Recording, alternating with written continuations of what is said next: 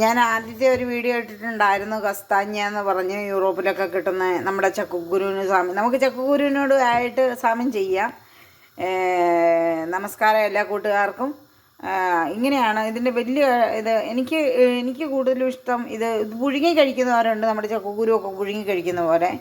എനിക്കിഷ്ടം ഇതുപോലെ റോസ്റ്റ് ചെയ്തെടുക്കാനാണ്. അപ്പം ഞാനിത് റോസ്റ്റ് ചെയ്തതാണ്. ഇതിങ്ങനെ വട്ടത്തിലൊന്ന് കണ്ടിച്ചിട്ടാണ്. അത് കണ്ടോ, ഇത് തുറന്നു വന്നു.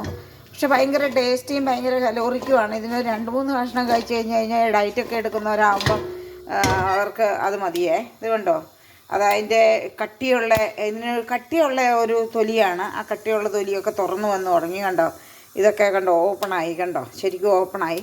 നമ്മളിതിനെ ഇങ്ങനെ ഒരു പാനിനകത്തിട്ടിട്ട് ജസ്റ്റ് കണ്ടിച്ചിട്ട് വെക്കണേ.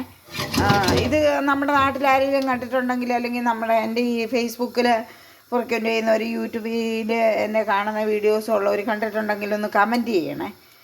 ഇത് കണ്ടിട്ടുണ്ടോ, എങ്ങനെയാണ് ഇത്? പക്ഷേ ഭയങ്കര നല്ല ടേസ്റ്റിയാണ് കേട്ടോ. ചെറിയൊരു മധുരവും നല്ല ടേസ്റ്റിയാണ്. ചക്കക്കുരുവിനേക്കാളും ടേസ്റ്റിയാണ് കേട്ടോ ഇത്. അപ്പോൾ ഇതാ എൻ്റെ കസ്താഞ്ഞ റോസ്റ്റ് റെഡിയായി. ഇവിടെ തണുപ്പുള്ളപ്പോൾ ഇവർ ഇത് മേടിക്കും. ഇതിന് 5 കഷ്ണത്തിനൊക്കെ 5 യൂറോസൊക്കെ ആവും കേട്ടോ. ഭയങ്കര ഇതാണ്. ഇതാ ഞാൻ ഇന്ന് 1/2 കിലോ മേടിച്ചുകൊണ്ട് വന്നതാണിത്. ഞങ്ങൾ 3 പേഴ്സണേ ഉള്ളൂ. 3 പേഴ്സണ് ഓക്കെയാണിത്. വൈകുന്നേരം ഇതിനകത്തുനിന്ന് ഒരു 5 കഷ്ണം വെച്ച് കഴിച്ച് കഴിഞ്ഞാൽ ഓക്കെ. നമുക്ക് ആവശ്യത്തിന് വേണ്ട കാലറിയും പ്രോട്ടീനും ഒക്കെ ഇതിലുണ്ട് കേട്ടോ. അപ്പോൾ ഹൈ കൂട്ടുകാരെ, ഇത് കണ്ടിട്ടുള്ളവർ കമൻറ്റ് ചെയ്യുക.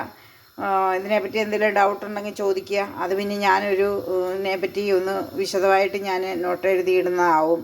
ഡൗട്ടുള്ളവർ ചോദിക്കുക. Okay, bye. അപ്പോൾ ഗുഡ് നൈറ്റ് എല്ലാവർക്കും.